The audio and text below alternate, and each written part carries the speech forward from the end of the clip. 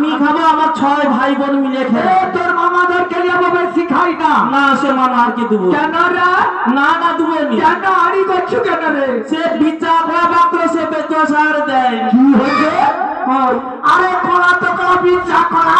এবার তোর মা আমি জামা ষষ্ঠে যাবো, টিফিন দিলে রমা বা কিনে নিসবো।